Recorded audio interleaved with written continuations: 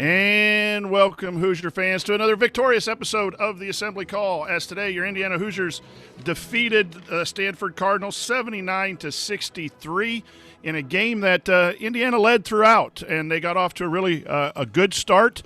And defense today really set the tone throughout the game and helped Indiana stretch out the lead midway through the second half to a comfortable 8 to 12 point margin. But the game really started out early. You saw a new set, some double staggers led to an Armaan Franklin 2, and then we saw Trayce Jackson-Davis be the Trayce Jackson-Davis of old as the ball went into him, and he looked very focused and he looked very aggressive and got Indiana off to a lead. The middle of the first half, there was some stagnant play on offense, but Indiana maintained the lead, and they maintained the lead because of defense and took a 7-point lead at halftime. And like I said, was able to stretch that out in the second half and put the game away with some free throws there at the end to stretch the game out to 16. But overall, it was a game that Indiana needed after last night's horrible performance on offense and had everyone questioning where this program was headed. Still a lot of questions, some personnel questions, some shooting questions still are around for this Hoosiers team. But 2-1 in the Maui Classic, 2 wins against opponents that are likely to be tournament teams bodes well for your Indiana Hoosiers. I'm your host, the coach, Brian Tonsoni, here with a few guests today, but Chad Schwarzkopf will be the main guest, but we have Jerod and Ryan on for some comments at the beginning, and we'll break it all down for you on this edition of the Assembly Call IU Postgame Show. And let's get started with this show the way we start every show, and that is with our banner moment. And for me, the banner moment was Trayce Jackson-Davis, his approach early in the game on his first couple of catches in the post. He was not going to be denied today, and that was good to see after 2 subpar performances that the team believed in him, and the team went to him early and to get him established, and boy, did he ever. I thought he really was dominant today on both ends of the floor, and that's what Indiana needs. It's going to be very hard for Indiana to win ball games without their best player playing at a high level, and we saw that today. Our banner moment today, as always, is brought to you by our friends at Home Field Apparel, now in their 4th season sponsoring the Assembly Call. With Christmas right around the corner, you need to make your way over to their website, homefieldapparel.com. They have something unique for everyone on your shopping list, especially IU fans, and all of their apparel is printed on the softest, most comfortable materials you'll find anywhere. Want a few suggestions? I like the Indiana script, the Assembly Call script, and then, of course, the Bison hoodie, among the thousands of dollars I've already spent. And you can always save on home field order by using the promo code Assembly20 at checkout. It will give you 20% off your entire order throughout the year. Just don't hesitate. Get your orders in soon to ensure you receive them by Christmas. Go to homefieldapparel.com, load up your shopping cart, and enter Assembly20 at checkout to get 20% off. That's homefieldapparel.com. Okay, now it's time to move the ball, find an open man, and get some opening thoughts from the rest of our team. Jerod Morris, Indiana wins, and after yesterday, it was a much-needed win. Your thoughts on today's performance? It did. Hey, first of all, Coach, I just want to thank you and Chad for inviting me on your podcast. It's good to be here. Yeah, it's great. You're welcome. Thanks. We debated whether we wanted you on, 2 days in a row or not. We conceded and allowed them just at least to get opening thoughts. Then they had to get the hell off. That's it. So, look, this was a really important bounce-back win for Indiana. And I think, my overall kind of thought about, Indiana's appearance in Maui/Asheville is, we kind of started out, you expect something great. Hey, maybe Indiana can win this tournament. What we ended up getting was something kind of decent. We got 2 solid wins. These are, solid resume builders for your NCAA tournament resume. And then 1 really bad butt whooping. And so in that sense, it was kind of a microcosm of the Archie Miller era. And I think, you see some things to be encouraged about, and you also see some things to really be kind of concerned about as you move forward. So, it's tough to know exactly what we learned about the team because we kind of saw all the good and all the bad wrapped up in 1 3-day span. But I think what you take from today is this team really responded in a big way to getting punked, and they got punked against Texas. And they entered this game without Al Durham, their senior leader, the most consistent offensive player. And so when that happens, I think you're going to learn a little bit about a team, how they come together and who steps up. Trayce was a different guy. He was playing through contact better, going to the line. He took 14 free throws. He was a man possessed today. That's what he's got to be. I don't know if he's the ideal centerpiece on a great Indiana team, but he's what we've got. And for us to be good or very good, he's got to play, maybe not like this. You can't expect this every game, but he's got to play somewhere close to this and be an All-American. That's what he was today. And if you're going to be without a guy in Al Durham, you need someone on the perimeter to step up. And today that guy was Armaan Franklin. I thought he was outstanding. His stats, his overall stats speak for themselves. 13 points, 8 rebounds, 5 assists. But what I liked from him is he was aggressive with his dribble. And Indiana needs guys who attack. You look at the second half, there was about 13.5 minute mark. Stanford had gotten it down to a 43-39 game. They were about to make this a game. Armaan gets a rebound, and he takes it the other way, leads the break, is aggressive. And whereas some IU guards, I feel like, would have stopped their dribble outside the three-point line, be a little hesitant, let's probe around, let's wait for guys. Armaan took 2 more hard dribbles in, drew the defense, kicked it out to Rob Finney for a 3. And Rob kind of finally showed some life, taking a shot, which we were all screaming for him to do. But that kind of presence of mind and aggressiveness from Armaan is really important, given how often our backcourt seems to just be reticent to push the issue. Well, you're not going to win games if you don't have guards who are willing to force the issue sometimes, be aggressive. Now, we had to deal with, I thought Armaan made some bad passes. He finished with 3 turnovers.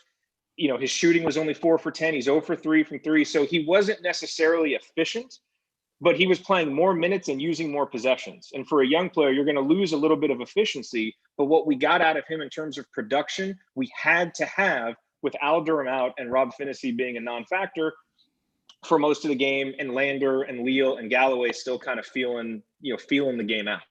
So what Armaan did today was absolutely huge, and combined with Trayce and Race was what Indiana needed to win this game. But if this is a sign of things to come from him, that's really going to be big for Indiana, because we need another creator, in that backcourt. And Armaan at least showed the willingness. And right now the bar is really low in Indiana's backcourt.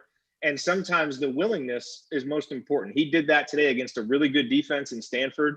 So that, to me, in addition to Trayce bouncing back and being an All-American, seeing what Armaan did today was the most encouraging thing. Yeah, I was really, really pleased with Armaan. And rumor has it that on loop in the IU hotel was Ryan's rant about yesterday's game. So at film, at dinner, at breakfast, they played Ryan's rant from yesterday. And Ryan, your thoughts on their response to your message? I'm glad they listened. Yesterday, I think the key to the game, I thought Armaan Franklin was good too. I think Jerod made some good points there about his play and his aggressiveness and being able to, he's still going to work on his 3-point shot, but his mid-range jumper looks great. If he would translate his mid-range jumper to his 3-point, it looks a little different when he's behind the line. It's a mental thing. Guys think they need to put more behind it, whatever. He's way off from beyond the arc, but inside he's got a sweet little pull up and was finishing with that a little bit today. But I think that the big key today was the front court. And yesterday against Texas, the front court was 6 of 17 from the field, which is 37-ish%. I can't remember the exact number. And today they were 16 of 23, which is almost 70%. They finished around the rim. They were aggressive. That was the thing from the get-go, as you saw Trayce Jackson-Davis be aggressive and assertive right off the bat. Race Thompson will always be aggressive and assertive. I thought he was a little undermanned yesterday. And with Trayce Jackson-Davis not playing well, I think that Race had more attention put on him after his big night in the opener. I think that what you saw today was what Indiana sadly, you wish you could win games consistently without those two guys going off, but you're going to need Trayce Jackson-Davis to be this version of him. 31 points, 6 rebounds, pretty much every night against good competition if you want to win. And Race Thompson also filled that in with 15 points, 8 rebounds, 3 assists, 2 steals, 4 blocks. He did everything across the board. I think you could make a great case for either he or Franklin maybe getting some game ball love later in the show.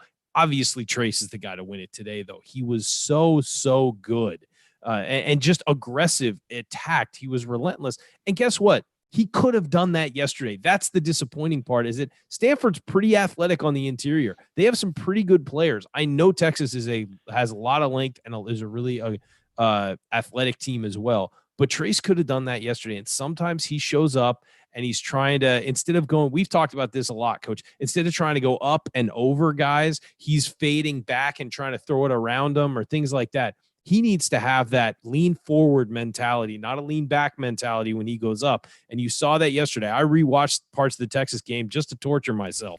And he was leaning backwards and trying to go around guys. And, he'd jump and kind of tilt back and go over them instead of being forceful and being the guy who initiates the contact and plays through that contact to try and get to the rim. That's the key for him. He needs to be facing forward as opposed to going sideways or backwards.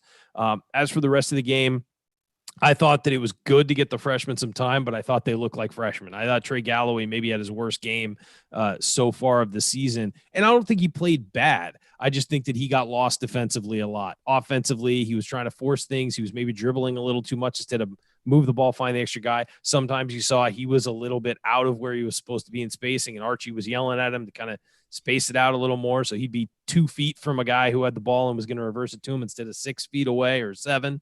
And then, I think Christian Lander was trying to do some things offensively, and I that's who he is and that's who he's going to be. So I don't think that it was too bad. I actually thought he got better defensively as the game went. I thought Anthony Leal and Trey Galloway got beat defensively constantly. I thought Stanford did a really good job isolating those guys. There were sometimes, and we talked about it in our group text, there are sometimes that Stanford would essentially clear out a side of the floor and put Trey Galloway or Anthony Leal or Christian Lander in a one-on-one situation. And they're just not equipped to handle that yet. So good effort from those guys, but they got to, if Indiana's only going to play 8 guys and 3 of them are freshmen, those guys got to get equipped to this really fast. Obviously, big win for Indiana, step up, bounce back, win by 16 over what is a talented Stanford team. So that's where I'm at. I feel much better than I did yesterday, but let's keep the positive vibes flowing with the next game, guys, instead of good win, fall off a cliff. Good win, fall. Let's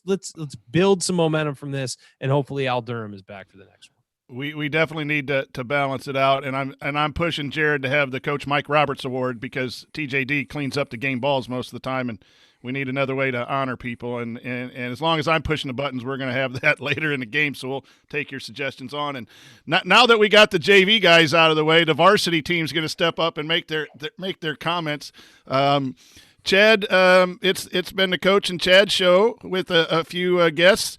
Your thoughts on Indiana's victory over the Stanford Cardinal? First off, since I have the mic, I got to thank Jerod and Ryan for taking the time to come on the show today. It's great to see those guys. Great to have them on. Anyways, 3 things. There were 3 things going into this game that were big points for me going into this. Was 1, who was going to step up in this game? Who was going to answer the call when we had such a bad game yesterday? 2 was, is Trayce Jackson-Davis going to answer to one of his worst showings in an Indiana uniform and come in hard? And then 3 was, who's going to step up and fill the void of having Al out, Al injured and everything. And we got answers to each one of those. Trayce stepped up, played wonderful. And I would argue that the answer to both the other questions of who's going to step up for Al and who's going to be aggressive and everything and fight, both goes to Armaan Franklin. Stepped in, and our story of this game was our sophomores. Our sophomores were definitely the biggest leaders out there. I finally saw emotion out of Trayce towards the end. Might have been a little bit of smack talking, but saw a little bit of emotion come out of him on an and one play there at the end of the game. But just loved the as we talked yesterday, the probing of Armaan Franklin. The guards overall did a little bit better. We'll get into depth a little bit more about Rob's up and down game. I want to talk about that maybe more in depth as the show goes on. But again, those 3 questions we had burning in our heads coming into this game. And if IU could answer those, they could win against a very good defensive team in Stanford. Stanford going into it, and Ken Palm was 4th in the country in adjusted defense. So to come in after a horrible offensive showing and go against a number 4 defense and do what they did is great. So like the guy said, let's not ride this roller coaster. Let's keep it on a nice Swan Lake drive movement forward and stay where we are, maybe go up a little bit, but let's not drop down a big cliff again like we did. Yeah, I think there's a lot to take from today's game, but the response, and there's in many of the comments already, the response of the team is something that I'm really going to be focused on. Obviously there's a lot of good with this performance tonight. Obviously, there's some things that on film need to be corrected as the freshmen need to guard better and so forth. But overall, this is what you want to see from the team. The next man up, next game up, try to learn your lesson and move forward. And it's always good to have a conversation after a win more than a loss. But I'd like to talk a little bit about the defense if we can. Jerod, you had something you wanted to add? Real quick. Yeah, I wanted to make one point real quick. I think I probably got to leave after this, but I know because I'll probably miss meaningful moments. So I just want to make sure to mention this. I thought what Race Thompson did at the start of the second half was awesome because Indiana's up by 5. You're coming out in the second half. I think you've got to set a tone. And his first few possessions of the second half, first possession, he had a great feed down to Trayce Jackson-Davis for a bucket. Then he goes down on defense, gets a block. Then he runs the floor, ends up getting a dunk. And I thought, on a day where you need leadership from your upperclassmen, and you only got 2 of them playing because Brunk and Durham are out, and Rob's not really bringing it, I thought that was really big from Race because we know how important it is for this team to start well. And he really, I thought for the first 5 or 6 minutes of the second half, was the emotional and kind of energetic leader for the Hoosiers. And his numbers are going to go a little bit underrated because of what Trayce and Armaan did, but he stuffed the stat sheet too. I know he had 2 steals, a couple of blocks, got rebounds, made a 3, which was awesome to see. So, that was great. But I just thought the timing of him stepping up and basically saying, look, we're taking a 5-point lead and we're pushing it out to 10. Like right now, we're going to be in control of this second half. You need a guy to do that sometimes. And he really stepped up and did that. So that was my meaningful moments. So I'll probably miss next segment. And Race and Armaan really filled the void from Armaan. And what we'll talk again about Rob, his 2 big shots were really key to put the game away, but he had a up and down game at best for most of it. But let's talk a little bit about defense here before we end our first segment. Indiana held Stanford to 25% from 3, which everyone talks about the pack line this and the pack line that, and about giving up threes and should Indiana play more aggressively. And I'll save those comments for maybe the post game to talk about. Pack line's just a name. It's all about where you force people and how you guard the post and do some things. It's not really too much different than regular defense that Bob Knight played, other than the denial at the top. So the pack line is a name that people think negatively when you lose. But tonight the defense was outstanding and dominant. 0.926 points per possession from a Power 5 school that took North Carolina down to the wire. Same defense that we saw against Providence, and even to some extent the same defense we had in taking a very talented Texas team and holding them to 66 points. But, Chad, I thought the defense tonight really was the key to the victory, despite some incredible offensive performances by some Hoosiers. Your thoughts on the defensive effort? Yeah, I think and what we needed to step up defensively was the offense. Coming into this game, Williams for Stanford was being heralded big time for some fantastic play. And he is an aggressive player. He is a very fast player, and our guards did a great job with him. In 24 minutes, he only scores 4 points. So to hold him off like that is just amazing. Keeping him 0 for 5 from 3 and just obliterating any sort of offense to come from him for the game definitely helped set the tone. And then our big guys just cleaning up underneath was great. And like you said, there were some woes from the freshmen. Anthony Leal got caught pretty bad on a flat-footed drive. His player took him and he almost got made a fool in a highlight reel there in the game. But again, great chance. Rebounds looked a lot better because of that as well. And I think that the 8 blocks as well, 13 turnovers, or 9 turnovers by them, 13 by us, a little iffy there. But yeah, great defensive outing. Great to step up and close them down and keep another team out of the winning bracket for a game that we were kind of nervous with, honestly.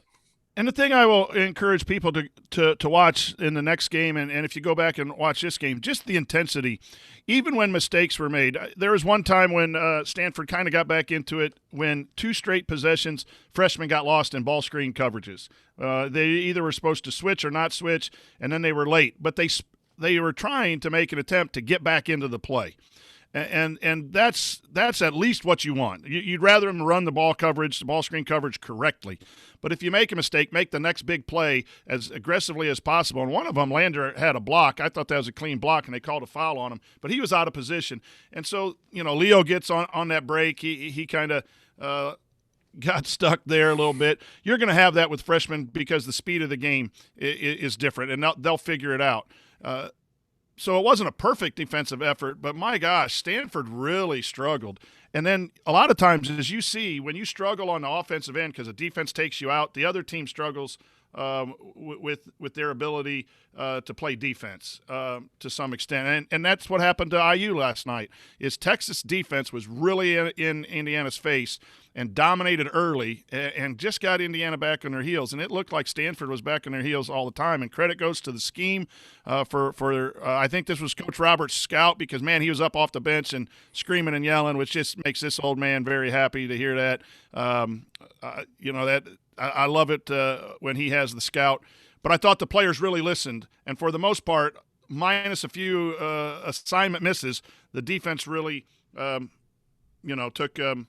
took Stanford out and allowed Indiana to win this game. So coming up as we continue our breakdown of Indiana's loss, victory over Stanford, I will point out today's meaningful moment you might have missed, and then we'll go inside the numbers to highlight the most important stats from the game. You're listening to the Assembly Call. Stick with us.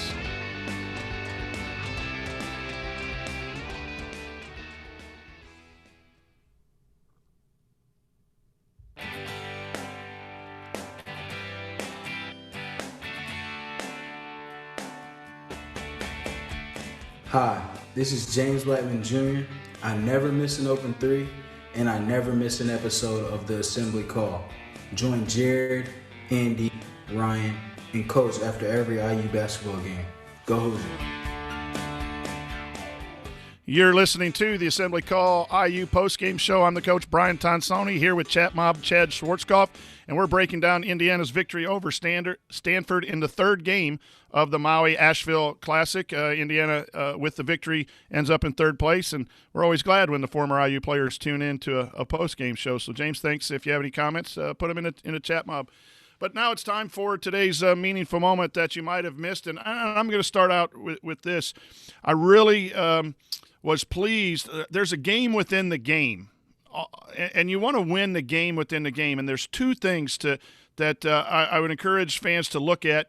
One is the first plays of each half, and Indiana scored on each one of those. The first one, I think it was Franklin scored a basket. They ran a different set.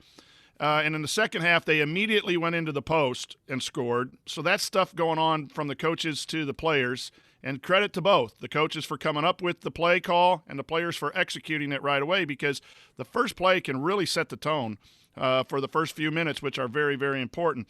And then the number of times that IU scored after a timeout. That shows that the coaching staff knew what would be advantageous against Stanford. They made the call, the players focused, and then they got it done, especially in the second half. There was a post feed to start the half. Then after the first media timeout, there's a post feed coming out for another basket. And then there was Armaan Franklin hit a pull-up jumper off of a ball screen up top after a timeout. So you always want to watch to see if your team is scoring after timeouts and executing after timeouts. I think that was really good for IU. The other there's quite a few things. One, post feeds matter too. So, we get upset when the post players don't play well like last night, but sometimes the guards weren't able to throw it in there with correct timing so that the post player can make a move. Tonight, the post feeds were fantastic. And a couple of them were a little bit too long. Armaan threw one too long, but you can see that the guards get the ball on a catch real quick and turn. They know the play, especially that one play where they back screen they run a player baseline and he catches it, and then they back screen for Trayce Jackson-Davis, and he's just wide open almost every time IU plays it. And I don't know why, because teams have film and should scout it and should know that play is coming. Maybe they don't know the tell. But get caught up in the moment, I think. They get caught up. But the post feeds were really, really good. And I talk again about deflections. I know that's a Tom Crean negative, but when you have active hands, you can cover up some defensive things. And I thought Indiana's ability to block shots and to get deflections on drives and passes were really instrumental in today's game. We obviously see the breakout steals and that, but active hands. If you tell me one thing, if you're going to struggle guarding someone like Lander does, his hands are very active. Galloway's hands are very active. And I thought Race Thompson had more blocks than he's credited for, because he was just all over the place in the low post. Things that you saw that are meaningful moments that you might have missed. A theme we kind of had in this tournament was how IU handles their first possessions has kind of led to what has happened throughout the whole games. In our first game against Providence, it was Race scoring on the first two possessions for IU, or at least making plays on those first two, and then he had his dominant game. And on the second game, it was just kind of weak play by Trayce Jackson and bad possessions yesterday that kind of got to us. And this game, very first offensive, or one of the first possessions was Franklin at the top of the key, and was able to get free and had a nice little pull-up jumper. And then the very next possession was Trayce's first possession, and he goes strong to the rim. And it was something that we were aggravated with on the last game. He went strong. He didn't finish. It didn't go in, but he drew the foul. And again, that was then the tail of the tape for the rest of the game for him. So I think we need to pay attention to the beginning of the game right now and see how they're showing up there. And it's kind of leading to what we see in the rest of the game. To switch slightly to a negative, I got a little concerned about the 15-minute mark. IU had their big lead. I think it was kind of one of the first times we took it out to 10 points. It was 43-33. And I even put in my notes, big moment here to turn it on and put them out of reach. And then because Stanford could easily come back, that led to 3 empty possessions for IU right after that offensively, and got them within 4 points. And then right after that was when Armaan kind of took off after that, and we kind of brought it away again. But that was the first kind of little run, and kind of made me nervous in the second half for us. But after that, Rob makes the threes that he does, and everything kind of settles in, and this game was in hand. But that's kind of the moments that I look at in this game. Yeah, I had written down right before that at 42-33 or 39-30, Rob went out with foul trouble. And we've all been calling for Lander, some more play from Lander, and I think that's a benefit. And he's just, sometimes you got to throw players in and let them learn in the fire.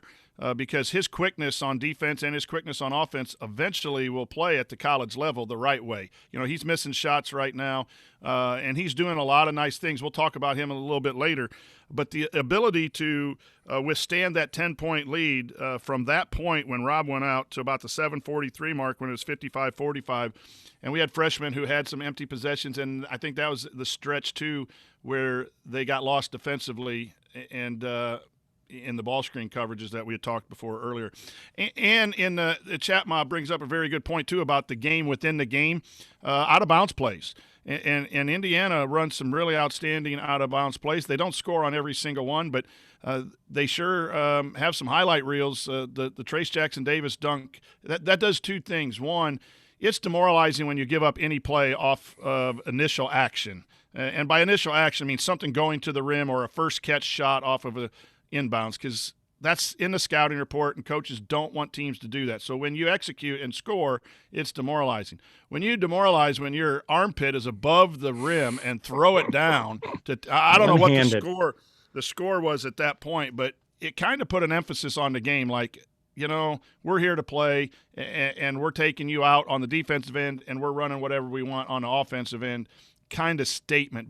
But you win the game also if you score more on your out-of-bounds plays than the opponent does. And I think that's something, again, we always – and I'm defending coaches, and that's just what I do. But we always get mad when the team loses, what, the coach doesn't make better shooters, the coach doesn't – well, the coach called plays at halftime, the coach called plays at timeouts, and the coach calls the out-of-bounds plays. And it was a well-executed game plan, both defensively and I think offensively for the most part by the coaching staff, and then the players obviously have to execute it. So, Chad, it's time to go into the numbers.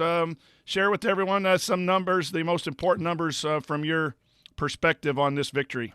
Hey, what we were harking on the last two games was a lot of stuff with Rob, and was the big fat zeros that we saw from Rob, and that was a zero that you wouldn't expect as far as turnovers, but then the other zero was 3-point shots. Now he went 2 for 3 from three. Granted, in the first half, that's a different story. I was yelling at the TV like a lot of you were. Kind of two things made me yell at the TV in the first half. One of them got better in the second half. The other one didn't. The first one being Rob's play and him wanting him to finally shoot. The second one being the ESPN coverage and the musical interview that we had during the first half. We can get into that maybe here in a little bit after we talk numbers. But yeah, that's definitely the ones that steps up. I mean, I know he had 5 turnovers, and maybe you don't want 5 turnovers out of your lead point guard, but to me, after having 2 games like he did and not playing too well, it shows that he finally turned it on and got a little more aggressive out there. And I did see that, especially in the second half. And then finally him getting out there and finding his own points as well and be willing to shoot that. And the fact that those 2 3-point shots came back to back as well showed that he just needed that confidence of seeing that ball go in for him to want to take another one. And that was great to see. And obviously a lot of that has to do with Armaan Franklin setting him up really well, and being able to catch and shoot for the first one to get it in nice and in rhythm, and then off the dribble on the second one. But yeah, those are the big numbers definitely for me that stand out. I will say again, it is great to see IU improve on their shooting. 75%. I know I wanted it better. We got 80% from free throw this time. We hit your mark. I hit my mark. I told you they could do better. I told you they could get but again, 53 from the field was great. 33 from three. Honestly, with this team, that's like 45%. So it's great to at least see a better percentage as far as that goes. Yeah, to me, the free throw shooting is a plus, especially in a game 3 days in a row where you might not have your legs. I thought that was outstanding. We ended up shooting 33% from 3, which isn't great, but they came at some key moments, and it was good to see Rob. Rob really struggled in my eyes today. I didn't think he was as aggressive as need be. I think his turnovers actually came from non-aggression. But we talked yesterday about you need some turnovers. I just think he is too coachable right now in my mind. That coach wants no turnovers, so he's going to play safe. Coach wants shots to go into Trayce Jackson-Davis, so he's going to predetermine and go into Trayce Jackson-Davis. Rob needs to play. I mean, he needs to go like it's a Lafayette Park in his hometown and just let it play and let it rip and then get it fixed outside, because I think he has some ability, but his ability and skill is not showing right now on a consistent basis. And to beat the teams in the Big Ten, we're going to need to have Rob play a lot better. Rob's a two in that regards. Rob's a two-headed monster. I mean, I think he's very analytical and very smart about the game, but he has that side that we've seen before that has the swagger to him. And he pops his collar, I should say, Coach. He can and really get at the game when he lets that swagger take over. But I think right now we're seeing his brain is set to leader, is set to this is what Coach wants, like you said, and this is the game plan. We need to execute it when he needs to be able to improvise on it and find his own game as well. Some other stats I mentioned early, the 0.926 points per possession by Stanford. That's great defensive numbers. Holding them to 35.8% shooting is an outstanding night, regardless of who you're playing. And I think that speaks defensively. And then, Archie's always talked about turnovers and rebounding. Turnovers were a little high with 14, but the rebounding advantage, 34-26, went to Indiana's way. And I thought that they cleaned up a few loose ball problems. Texas was just so athletic and beat Indiana to a lot of loose balls, and which led to a lot of points yesterday. And Stanford wasn't necessarily able to get a lot of those opportunities because Indiana was finishing with good, solid rebounding numbers. So those are some of the stats. And the biggest stat is 3-1. We want to be 4-0. Not happy with the one loss, but we're 3-1 with 2 wins that are quality. And again, from a bracketologist perspective, those are 2 wins from teams that are expected to be in the top half of their conferences and will win a lot of games. And now you want to root for Stanford to go win the Pac-12, and you want to win Providence to win the Big East. Well, Villanova's in there, but come in second and really have good showings because those will be quality wins regardless of what metric is used. Well, and Texas to continue to do well as well. Yeah, absolutely. Because that takes a lot of the sting off of that. One last stat that we didn't mention was assists. IU had 20 assists to their 6. That to me, I have a lot of notes in here where I talk about how the ball movement was a lot better. There's a lot less dribbling. In the Texas game, that was what was so aggravating to me, was that we're dribbling around. We were just dribbling. This game, the ball movement looked great. Guys were moving, and that's when we had a lot of open dunks and layups for Trayce and Race, because the guys were moving it, driving and kicking. Very little of the ball hitting the floor on the offensive end during this game. Yeah, I think the passing obviously is a key. The 6 assists yesterday were really bad, but they came back and shared the basketball, and this team's going to need to do it because they don't have that dominating downhill late shot clock getter yet. That might be Lander at some point with his quickness, but against good aggressive defenses like Texas, you either need to share the basketball and find a way to get it moving, or you need to go downhill. And Indiana got shut down yesterday. They didn't allow a defense that was ranked high, as you said, 4th in KenPom adjusted, to get in their grill and stop them. They took the ball, and if you can't drive downhill, maybe you can pass downhill. And we mentioned those post feeds. So I agree, the 20 assist is really good to see. And let's start talking about a little bit of the players tonight. And this is both the statistical and just another storyline.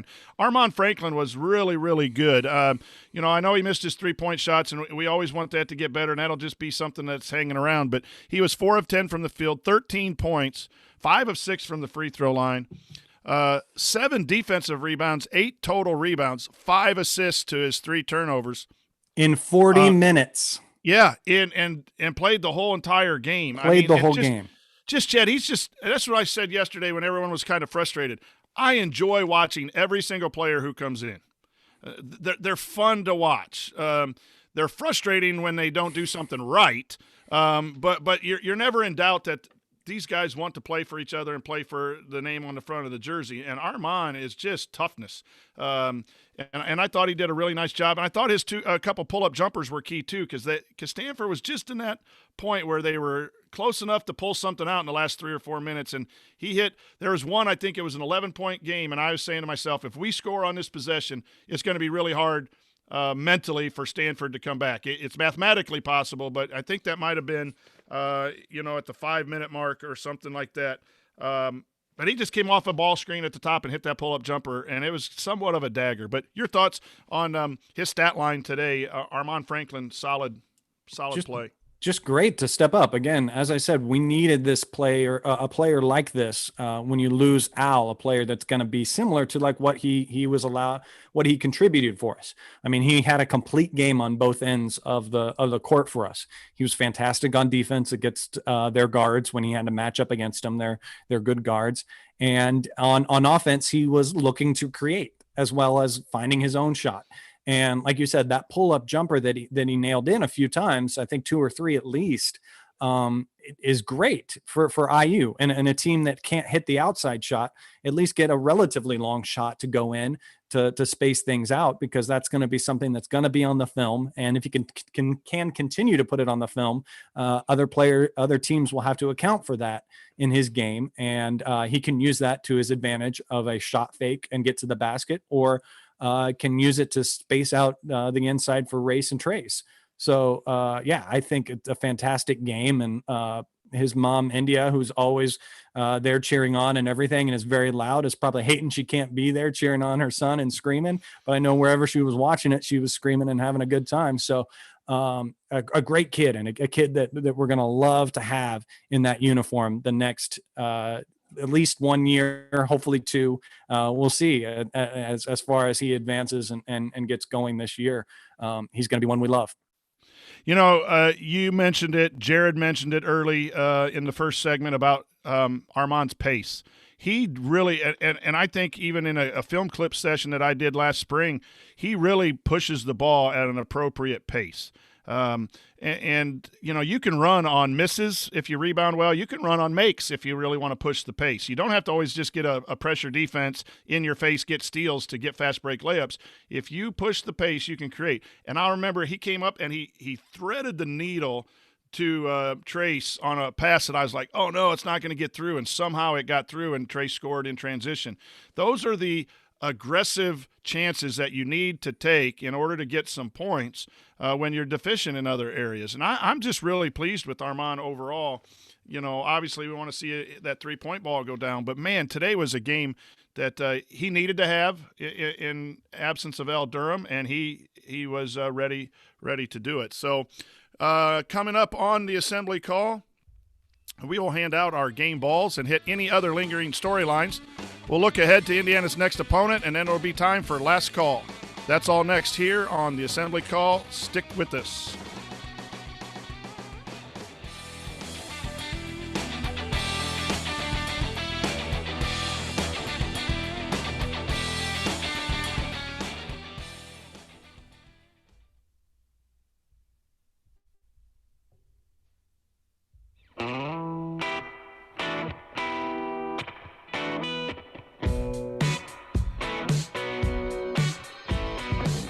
What's up, y'all? It's Devontae Green giving you the green light to watch Assembly Call after every IU game.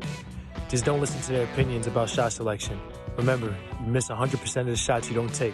Go Hoosiers. You're listening to the Assembly Call IU postgame show. Catch us live immediately following every IU basketball game, plus every Thursday night at our website, assemblycall.com. And while you're there, make sure you sign up for the free IU Hoops email newsletter. Over 7,000 of your fellow IU fans have already subscribed. You can also text IU to 66866 to subscribe to the newsletter. That's IU to 66866. I'm the coach, Brian Tonsoni, and we are breaking down Indiana's victory over Stanford in the third-place game of the Maui-Asheville Classic. And now it's time for our game balls. Chad, let's get it started.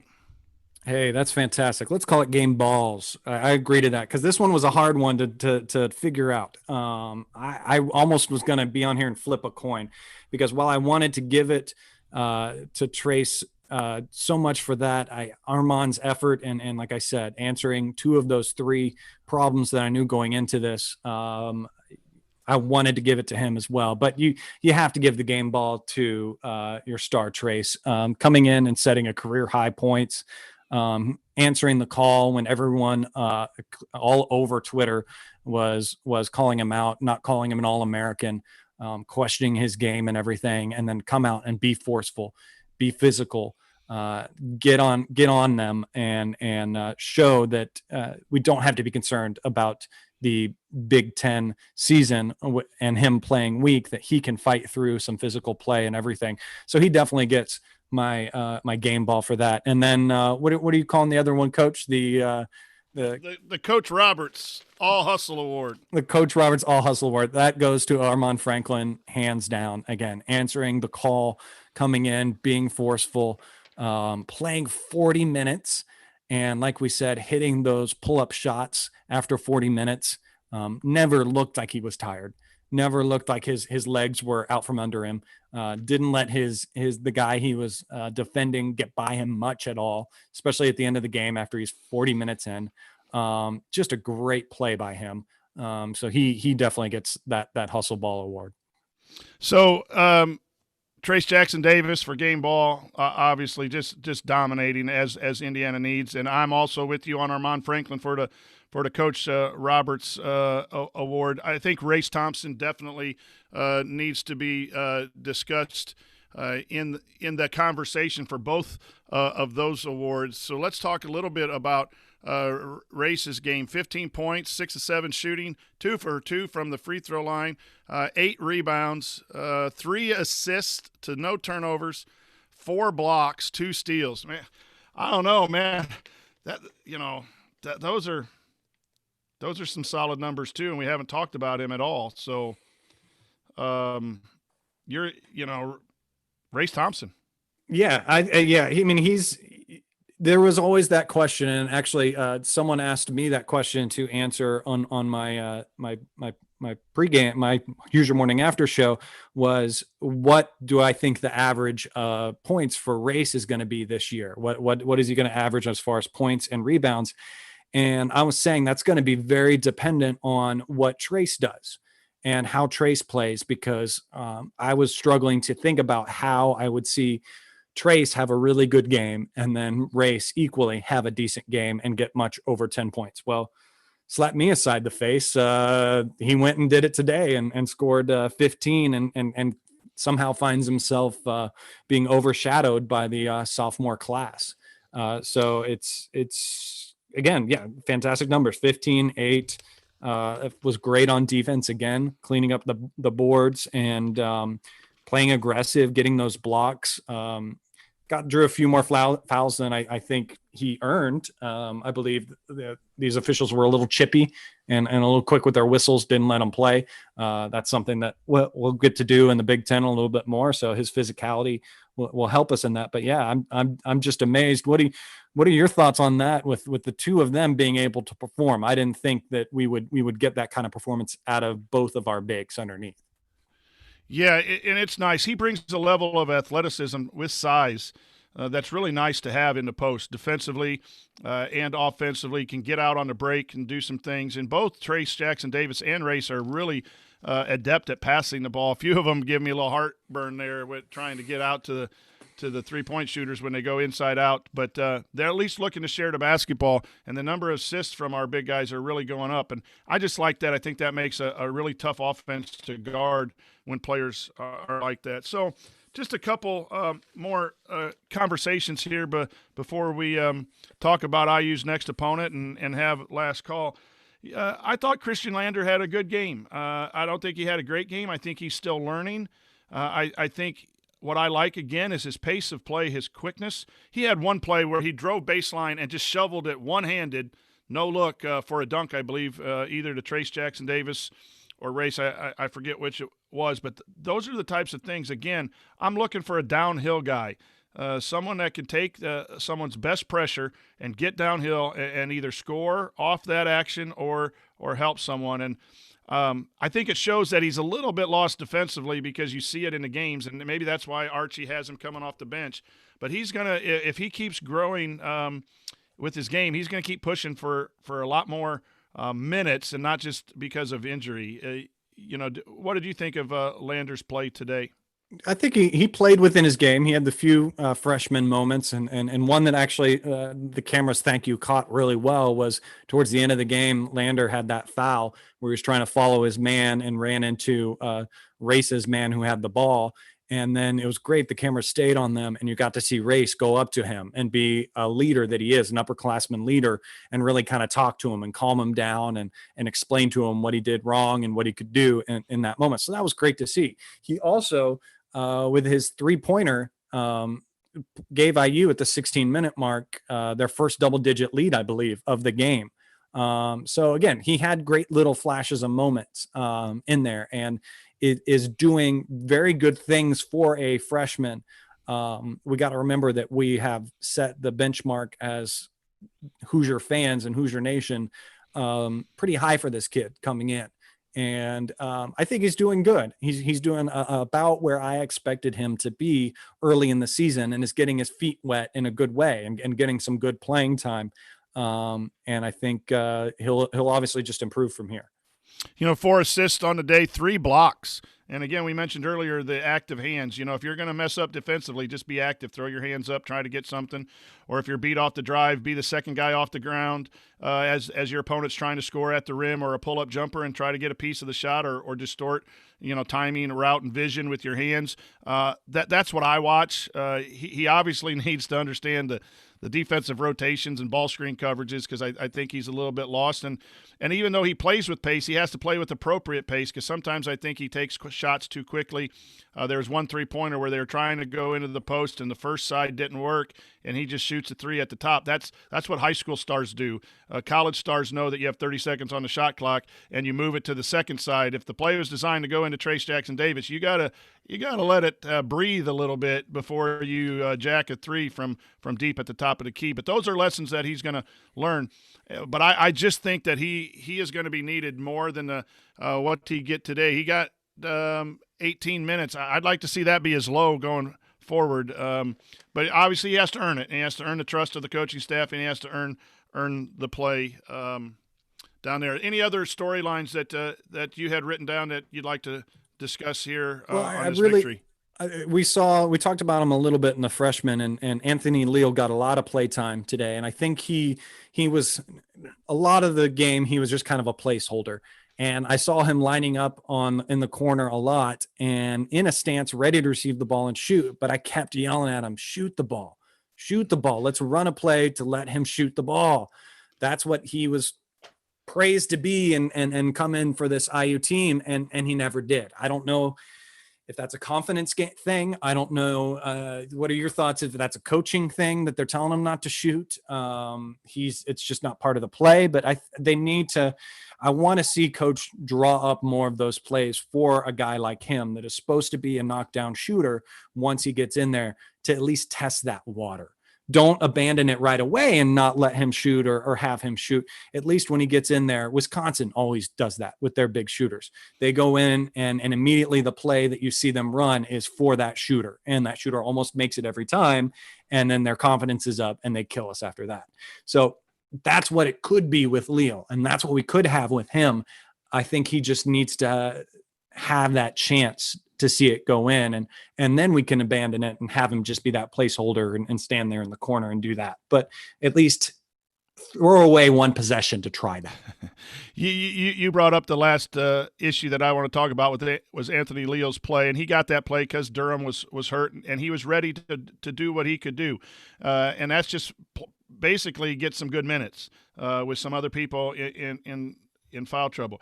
The baseline cut that he made, he was so wide open. He's got to take that shot. It was a 2. He's got to take that shot, and he's got to get comfortable. Then there's another time he was on the baseline, and coach had called a play, and he did his little money thing and called 4. So that's one of their I think they ran to their kind of their blocker mover stuff, and Rob missed Anthony. I mean, Anthony was so wide open from 3, and you got Indiana to score points, you got to have to hit some open shots. And we complain about it all the time, but when you're that open, you need to give the ball up and give it to the shooter. And like you said, take the shot. I know you're out there to take some time off of the clock because of injuries and that thing, but you're out there to be offensive when you can be, and especially with your strength. So I thought he passed up some things. I thought he struggled defensively, but I was proud of his effort from coming in and being ready from not playing a whole lot early in this tournament to now playing some good minutes. And I thought he did some nice things in just being that placeholder. But, yeah, he's going to have to shoot. And then you asked a question about a coaching thing. One of the things that I am concerned about, when you have good buy-in, and I think Indiana has really good buy-in. These kids are all about Indiana. They're all about helping themselves. They don't care who gets the credit. One of the things you can do is do what you're told too much. And as a coach, you get what you emphasize. But sometimes you got to make sure you don't emphasize something too much that you miss out on something else. And I'm not in there, and I'm always careful of trying to talk like be critical when you don't know. But it just seems like Rob is trying to do what Coach wants. Leo is trying to do what Coach wants. And they're missing opportunities within the game. And so Archie needs to make sure that he's not – what is that? Rob's playing safe. Because Coach has said all year in the media, no turnovers. So he's playing safe, and then he ended up turning the ball over anyway. We want to get shots to our better players. We want to get shots inside. Well, Leo comes off the bench. His job right now is maybe not to be a scorer, but it is to hit an open shot. He passes up shots. So I think it's a combination of players got to have a little better grizz to just do what they do and play a little playground. That's why I like Galloway and Lander. They have a little bit of a, a chip on their shoulder, an edge. And I think Rob and Leo right now are playing without an edge, and they need to. And if coach is emphasizing those things, which you have to as a coach, but you also got to find the right way to emphasize it, that players don't take stuff too far and it hinders other things. So I think that might be some of what you were talking about there with Leo, and hopefully that answered your question. Hey, we got to wait a whole week after 3 straight days, and the Coach and Chad show 3 days in a row, which was highly enjoyable. We got to wait a whole entire week to see IU play basketball again. Man. But we can see your Indiana Hoosier football team play on Saturday in a really big game. All praise to Jack Tuttle, all behind Jack Tuttle, ready to see his arm and his decision making. And let's go up to Camp Randall and win that game and keep this magical football season going. But the next opponent for your Indiana Hoosiers is the Florida State Seminoles a week from tonight at 9 o'clock, late night effort. It'll be a late night show in the ACC Big Ten Challenge. And Indiana defeated Florida State last year at home and now have the return visit to Tallahassee. I, again, did not have time to really do a full scouting report for you. We'll probably do that a little bit on tomorrow's radio show. I'll make sure Jerod and Andy know that that needs to be covered. But they have been known for Leonard Hamilton gets a lot out of Florida State, and they're one of the top teams in the ACC. So they're one of the top 4 teams. They're expected to be a top 1 through 5 seed in the NCAA tournament, traditionally have good size and athletic defenders. And so, again, this is going to be – I don't know if they're going to guard us as tough as Texas, but it's a game that reminds me of Texas. And so Indiana's going to have a chance to see if they've learned a lesson against teams that are long and lengthy, can get out and put pressure on you on the wings. Can they find a way to compete at a high level on the road these games were obviously at a neutral, but this one will be on the road. And we get to see maybe some benefits of not having fans other than the travel. We'll see how, if Indiana can be better on the road in true road games, which has been a real negative for Indiana. Your thoughts on the ACC Big Ten Challenge coming up, Chad? No, they're just going to fight. I mean, it's great to have the time off to get a little bit better. Hopefully, again, the great thing to see, I don't know if many of you know or heard that Al did dress tonight, and he was out there for shoot around. So to have this time for him to rest and relax, would maybe like to see him back. But again, if he's any sort of question mark, I would still want to sit him though. I don't want him to re-injure something and have a nagging injury that's going to hurt him throughout the season and something he's going to re-injure as we go. Just let's take the time off. And unless we need him in there, let's let him have the time off. And then we have North Alabama after that. So he's got a good span where he can get that ankle good and healthy before we face Butler in the middle of the month. So just like kind of like what you said, my general knowledge of Florida State is that they're always very long, very athletic type of players. And so, we look to bounce back from a team that's like that, like we ran into with Texas, and the rest and relaxation and get on the sandy beaches and the warmth, hopefully heal those wounds and hydrate, and hopefully we'll see a good IU victory. You are listening to the Assembly Call IU postgame show. Remember to check out our friends at Home Field Apparel to get the perfect gift for the college sports fan in your life. Use the promo code Assembly20 at checkout to get 20% off your entire order. Okay, Chad, it's time for our last call. Your last thoughts about a better afternoon today as Indiana defeated the Stanford Cardinal. I have relief. I am relieved. IU answered the call. We finished 2-1. Against some very good opponents. But my biggest relief is that I am done with Bill Walton. I do not have to see Bill Walton again. Hopefully, knock on wood. Gosh, I'm going to say that, and he's going to do a couple more of our games. What a SHIT show that was. Goodness gracious. I'm normally a Bill Walton fan, but he wore on me today. In that interview with Bruce Hornsby, I agree. I had a little too much by the end of the week. It was a mess. I mean, I get it. He's a novel thing. It's a fun little thing, but ESPN, know your audience. Know why they turned it on. They turned on to watch a game.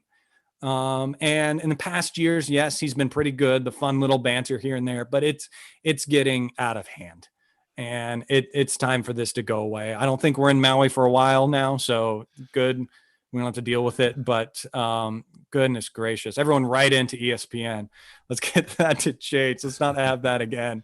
But anyways, yes, excited for the turnaround, excited to see the guys that stepped up and did great for us.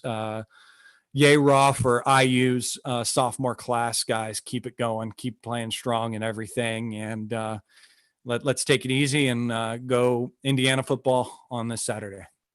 Absolutely. Let's go IU football. And boy, I'm thankful too. You say relief, you got to go 7 days after 2 losses, and social media and IU fans will just go absolutely bonkers. So, but in reality, it's not about us. It's about the team. This team showed some resolve. They got smacked yesterday, and they came back and took it to a solid team, and that's what you want.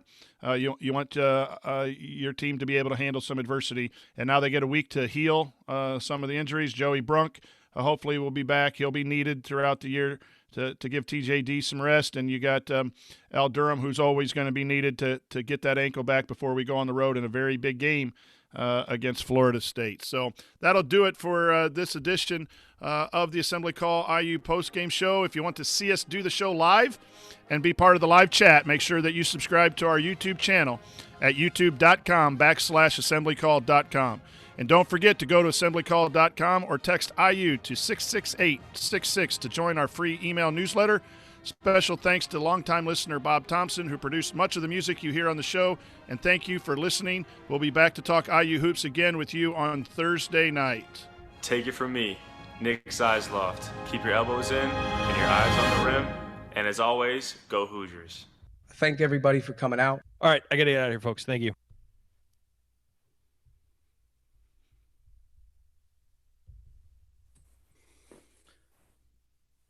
All right. Thanks, Chat Mob, 3 days in a row. Really appreciate you guys. Yeah. Charlie Trump, good to see you in here.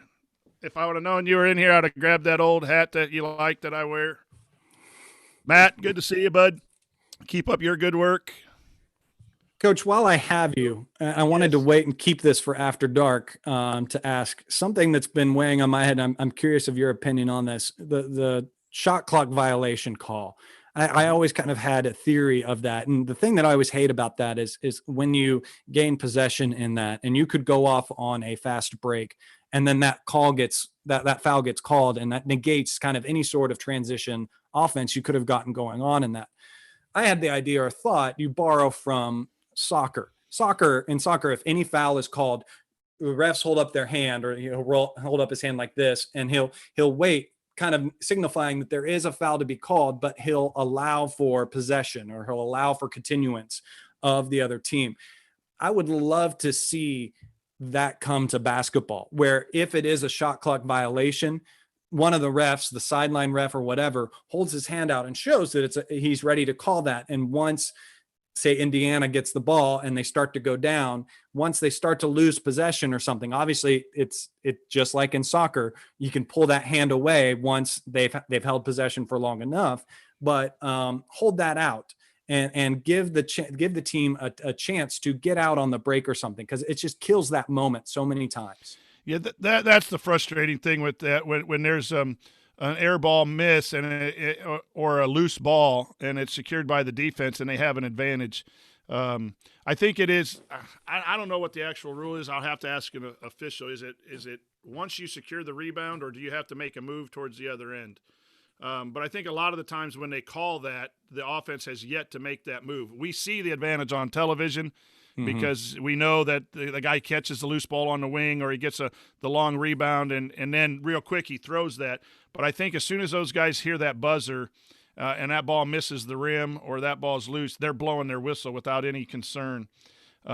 It makes sense, but again, I don't trust officials to make any calls and to add. It could get messy because procedures would be even messier. Yeah, I mean, heck, we saw enough of that with TV Teddy and all the barking about him with that the technical that Williams got last night.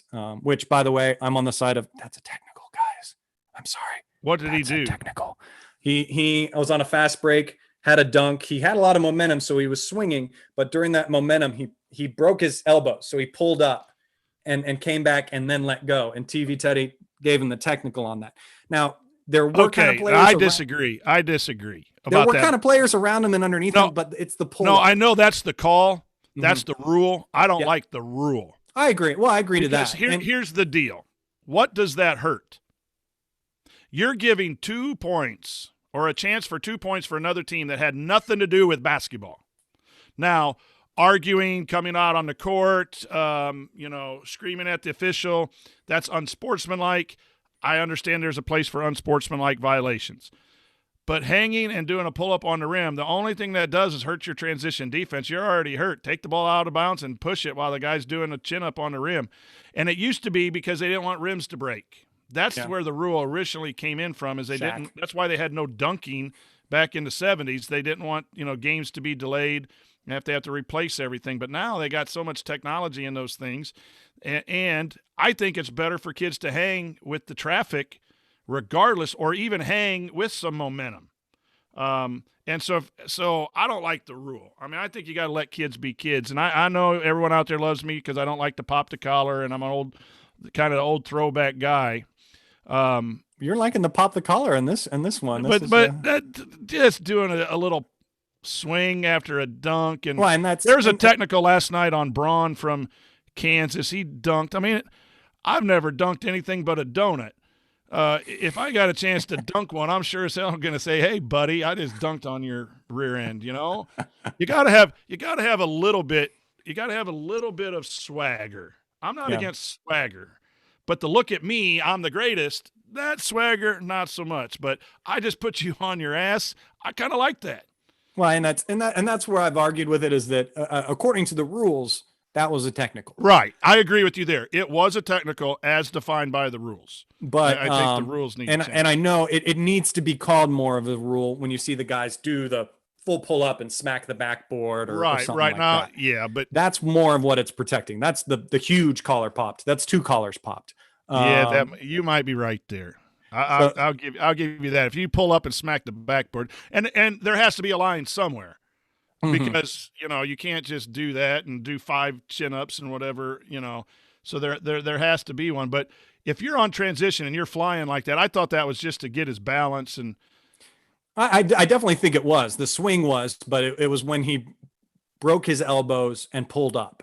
Okay, I know, but now you give a kid a personal foul and he gets a 5th foul and can't play, and it alters the game. Yeah, I mean, I just. If someone's really being I don't consider that to be unsportsmanlike. It isn't a rule. I don't consider that to be unsportsmanlike. I even dislike some taunting stuff at sometimes. If you're standing over someone and talking trash, that's a possibility. If you're running back and saying, pick up your jockstrap, dude, I just took you to the rim. That's what you do on the playground. Yeah. And you need to have that swagger. We're talking about Leo and Rob playing too tight and too pleasing basketball. You got to loosen it up a little bit. And we luckily this year might get to hear some of that playground talk, and we kind of heard a little bit. I couldn't make it out, but a Texas guy was kind of chattering, or not Texas, a Stanford guy was kind of chattering at one point, which I think what led to a little bit later, Trayce's slam down and then his little walk with pointing and one kind of situation. Hey, thanks for joining it.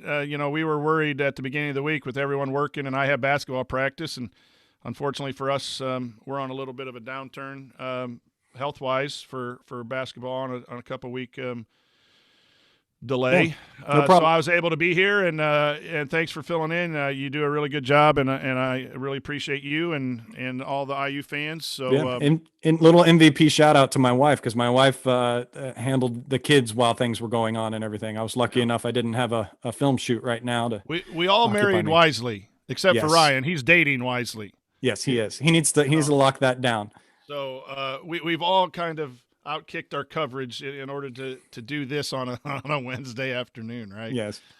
Thank goodness. All right, my friend. Have a great week. Thanks, guys. See you around. See you, Chapman. Yep.